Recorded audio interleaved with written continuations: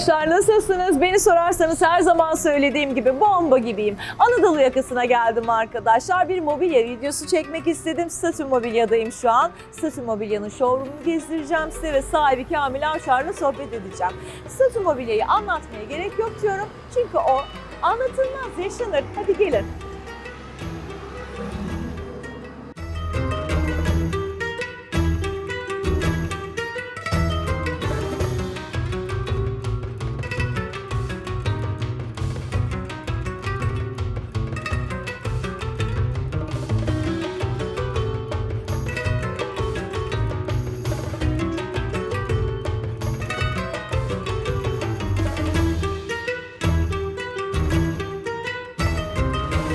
Evet arkadaşlar, Statü Mobilya'nın içerisinde Kamil Avşar'la birlikteyim. Kendisi firma yetkilisi ve sahibi. Merhabalar, nasılsınız? Merhabalar, çok iyiyiz. Siz nasılsınız? Ben de iyiyim, teşekkür ederim kapılarınızı bana açtığınız için. Teşekkür ederiz. Teşekkür Biz ederim. teşekkür ederiz. Kamil Bey, Statü Mobilya'nın tarihçesini sizden sizi yakalamışken dinleyelim. Kaç yıldır ayaktayız ve mükemmel bir şekilde yola devam ediyoruz. Aynen, şöyle söyleyeyim ben size. Biz esasında eski bir mobilya firmasıyız. Aileden gelen mobilya firması. Avşar Mobilya olarak değil mi? Olarak Evet, onu çocukluğumuzdan soracaktım beri zaten. başladığımız bir dönem. Belli bir yerden sonra kendi ayaklarımızın üstünde okul bittikten sonra statüyü kurduk. Bu da ortalama 87 olsa 33 yıldır statü olarak bu binamızda ve farklı yerlerde O bayağı bu bayağı. işi yaptık diyelim. Baba ama daha uzun yapmış o zaman Evet, değil mi? evet. Çünkü Baba firma 50 yıl annelerimiz, oldu. babalarımız iyi biliyor Avşar evet, Mobilya'yı. evet, evet. Babalar bilir, İstanbul bilir, Türkiye bilir. Siz peki bu mesleği ve bu işi yaparken severek mi yaptınız yoksa aileden geliyordu da bir şekilde bir içine girmiş mi oldunuz? Vallahi sevdik. Yani baştan beri sevdik. Çocukluğumuz için de geçti. Hı hı. O zamanki aile yapısında zaten çocuğu bir dahil etmek vardı ama Evet. biz severek yaptık yani. Güzel. Daha sonra eğitimini aldık ve o şekilde gittik yani. 87'de burayı kurduğumuzda Hı hı. yani tamamen mesleki bilgilerimizi biriktirerek o günkü artık iç mimarlık, dekorasyon, mobilya Grafikerlik. satışı, evet esas mesleğim grafikerlik ama bölümü çok sevdiğim için değiştirmedim. İç mimarlığa geçmedik ama bütün arkadaşlarım da iç mimardı. Burada devam ettik ve o tasarım boyutu, mobilya boyutu tabii merak da var. Doğru. Mesleğin inceliklerini de biliyorduk. Eğitimle birleşince güzel bir yere getirmeye çalıştık inşallah. Elinize sağlık. Çok da Teşekkür güzel ederiz, yapmışsınız. teşekkür. Bu arada bu showroom'a ilk defa geliyorum arkadaşlar. Aşağıya adres bilgisini paylaşacağım. İlginizi çekerse özel proje yapıyorlar. Bu çok önemli. Biliyorsunuz günümüzde evlerin metrekareleri çok düştü. Eşyaları gerçekten bir yerden mobilya alıp da sığdırmak evlerde büyük Kesinlikle, problem. kesinlikle. Peki bu sistemden bahseder misiniz? Statü Mobilya olarak ev olsun, restoran olsun, otel olsun gerçekten özel projeler yapıyorsunuz. Nasıl ilerliyor? Kaç tane mimarımız var? İlerleme şöyle, Hı. bu bahsettiğim yılla beraber biz 87'de kurduk demiştim. Evet. Biz o dönemde zaten tamamen kişiye özel üretim ve dekorasyon yapıyorduk. Zaten Hı hı. çıkışımız bizim, Öyle. esas çıkışımız Hı hı. öyle. Esas çıkışımız öyle. Tabii Türkiye'de malum o yıldan bugüne kadar biz sayamıyorum şu anda kaç Tabii bir tane dolu. kriz yaşadık. Yani farklı krizler yaşadık. Bir dönem imalatla beraber bu sefer İtalya'yı keşfettik. Yani kurulumun 2-3 yıl arkasında İtalya çünkü bizim şeyimiz yani. Doğru. Direction'ımız diyelim. Doğru. O bire yön veren aldığımız bütün şeyler. O arada alıp satmalar da başladı. Yani İtalya'dan da getirmeye başladık. Özel ürünler yani bizim yaptıklarımızı destekleyecek ürünler getirmeye başladık. Bu epey süreçti. Bir %50-50 yani dükkanın yarı çeşidi İtalyan, yarı çeşidi imalat ve dekorasyon devam ediyordu. Deprem yılı 99 muydu? Sanırım. Öyle bir yıllarda o ara krizler oldu, bir şeyler oldu. 2001'de oldu. 2001, 2000 o yıllar. Evet. O yıllar ben dedim bırakıyorum mimarlığı bırakıyorum. Yok mesleği değil. Mimarlığı bırakıyorum ama o zaman da kur 1 çarpı 2 yani Ya. 2 liraydı. 2 Şimdi. liraydı. Yani imalatçı faslı, kalite faslı bilmem ne. Onları görünce işimden soğuma noktasına geldim. Haklısınız Öyle ama. olunca tamamen mümessiliklere döktük işi.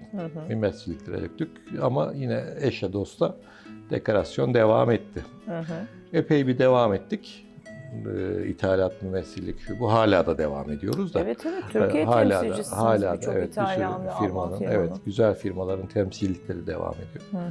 Ama malum krizler, pandemisi, osu busu derken Dolar, euro arttı. şu Nasıl anda oluyor? 1'e 2 dediğimiz şey 1'e 9, 1'e 10 oldu. Yani Üretim devam etmiş olabilir üretimi yerel ettik olarak tabii. ama Genel tam bırakmadık. ithalat bölümünde ne oldu? İthal bölümünde %50'nin üzerinde bir düşüş var tabii yani. Değil mi? Ama o açığı biz işte know-how'umuz çok kuvvetlendi. İtalyanlarla çalışmanın verdiği avantajlar. Mobilyanın gelmesi, gitmesi, aksesuar, lighting Oralarda var. bir sıkıntı Olmadı mı? olmadı. Orada sıkıntı olmadı ama tabii İtalya'da sıkıntı var. Evet. Fabrikalar kapandı.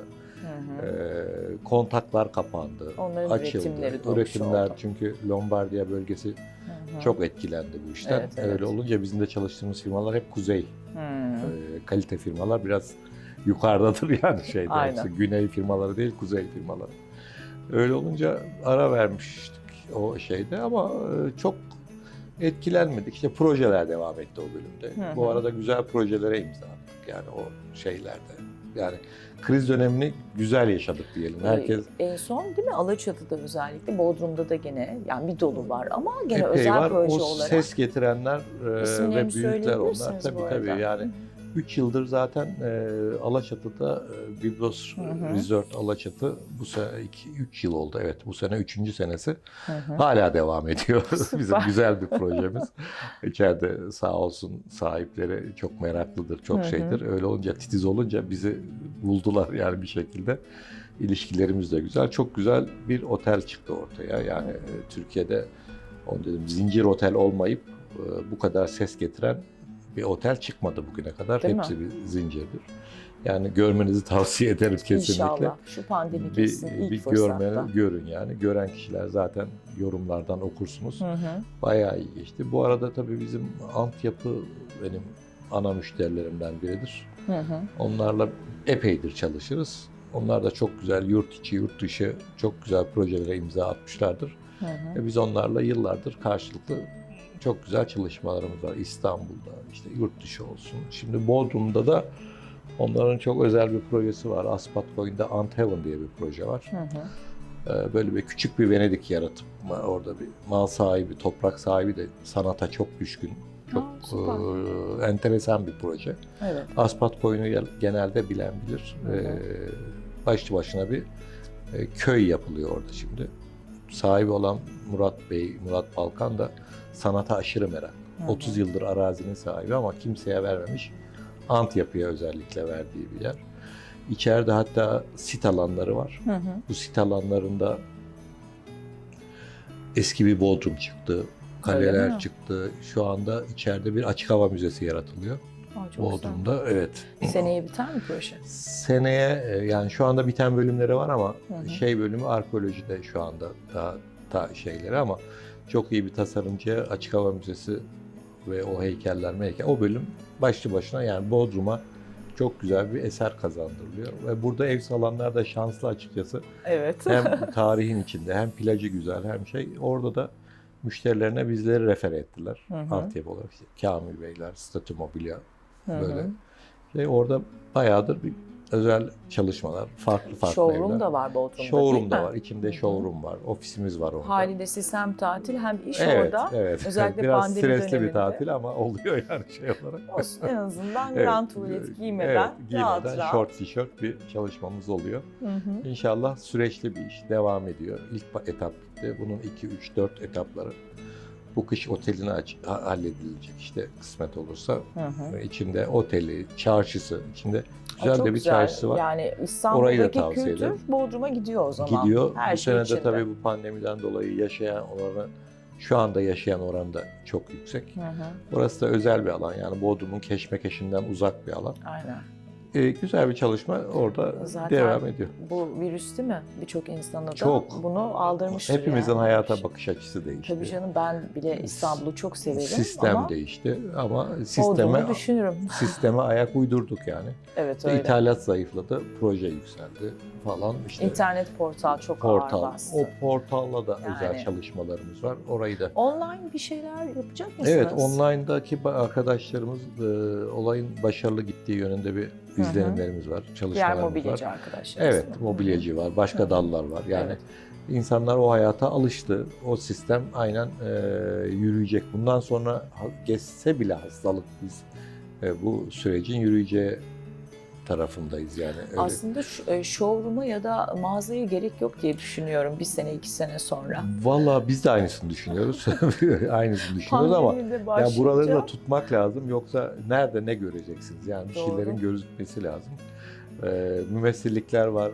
Markalara satış yapmak zorundasınız. Evet, doğru. Bunları göstermeden, bizim Türk halkı görmeden pek almayı sevmez yani. Evet, ama işte Çünkü lüks alışıyoruz kategoride sanki yavaş mark- yavaş.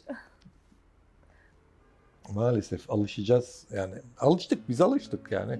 Ben de alıştım. Herkes de alışacak. Bakıyorum evleniyor insanlar, çeyizini komple online alıyor. Değil mi? Tabii. Önceden Ama lükste bu biraz şöyle daha bir kumaşa dokunmak isterdik. isterdi. Şimdi Şimdi daha güveninize güzelmiş. dokunuyor. Evet. Güveninize dokunuyor Ama şu siz anda. de o hizmeti Ya, veriyorsunuz verdik. zaten. Yani şu anda dediğim güvenerekten. gibi size de daha önce bahsettim. Yani Hı hı. kapıdan gelen sıfır müşteri ihtiyacımız yok denecek kadar az yani. Aynen. O tavsiyeyle yıllarca oluşmuş bir portföyümüz var. Peki bir şey soracağım. O zaman sizin orada işte o zaman dokunmanıza gerek kalmıyor. Evet, Kamil Afşar dokunuyor, iyiye dokunur o diyor. Yani. Doğru. haklısınız. Peki metrekareler düşük, yani ona da bağlıdır bu iş ama bir ev yapıyor diyelim ki Statü Mobilya, özel proje çalışıyor. Ne kadar sürede teslim eder müşteri memnuniyeti için? Valla bu değişken yani. Şimdi yeni inşaatlarda çok fazla dokunmuyoruz. Hı hı. İnsanlar zaten yeni almış. Mutfağı yeni, banyosu yeni. Evet. Hazır mobilya faslı 2 ay, 2,5 ayda gelişiyor ama Hı hı. öyle projeler var ki komple Mutfağını kır da. dökü A'dan Z'ye yaptığımız proje Hı hı. 6 ay, 1 sene devam ediyor. Yani şu Hı hı. anda devam eden çok özel projelerimiz var.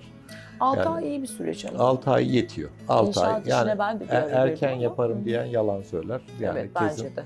Türkiye şartlarında hele böyle dönemlerde işte Tabii. bu sene işte bir anda usta hastalanıyor, ölen var, şey yapan Ya, var. değil mi? Yani o toleransı insanlar göstermiyor garip bir şekilde ama yani böyle bir zamanda işte bu deminki proje içinde yani hı. altyapı kışın bu işlerin bu kadar yoğun olduğu, hastalığın kol gezdiği bir dönemde Hı hı. tarihinde vermiştir. Bu çok büyük bir başarıdır. Hiçbir inşaat firması bitirip veremedi mesela. Doğru, yani. haklısınız. Bizim bütün müşterilerimize yetiştirdik. O yüzden bir müşteri memnuniyeti son Sizi derece. seviyoruz zaten. Son Statü derece. Mobilya Sağ olarak olun, hiçbir teşekkür zaman ederim. yarı yolda bırakmıyorsunuz. Bırakmayız. Yani her şey bizim için para değil. Yani Tabii canım. güven esaslı bir altyapımız oluştu. Ekibime de bunu aşılamışımdır yani.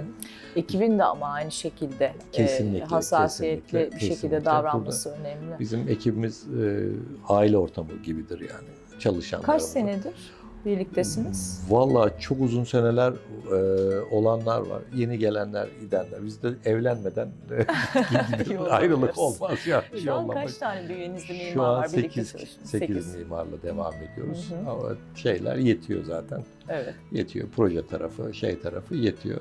Daha da büyütmek istemiyoruz açıkçası. Üretim geride mi kaldı şu an? Üretim geride kaldı. Üretim yani hep vardı ama Hı hı. üretim tarafı yani ithalat biraz geride kaldı. Üretim hızlandı. Hızlandı mı? Hızlandı. Tamam, onu hızlandı. merak ettim. Yani üretim hızlandı çünkü özele çok döndü. Private işler Hı. çok isteniyor yani Evet. kişiye özel. Diyoruz ya bunların yani çok da ne kadar İtalyan yapmış da işte o İtalyan avantajını çok iyi kullandık. Yani Hı hı. İtalyan'ı çok iyi bildiğimiz için onu biz imalata uyguladık. Doğru. İmalatımızın farkını insanlar gördü yani. Hı Biz hı. normal bir mobilyacı değiliz yani Tabii. şey olarak. Bizim getirdiğimiz ürün de İtalyandır yani öyle söyleyeyim size yani. Şu an showroom'da da bayağı bir %80'i İtalyan. İtalyan ama oturduğumuz koltuk yerlidir. İşte bayağı bir yerli ürün vardır. Hı hı. Yani Birlikte Ama- bakalım mı? bakalım ayıramayız. Yani biz çoğu arkadaşımız geliyor Bu yerli mi, bu İtalyan mı? Biz işte etiketlerden anlarsınız. Evet. Orijinaller İtal'dir, şeyler şeydir. Buyurun bir bakalım Hadi isterseniz. arkadaşlar gidelim.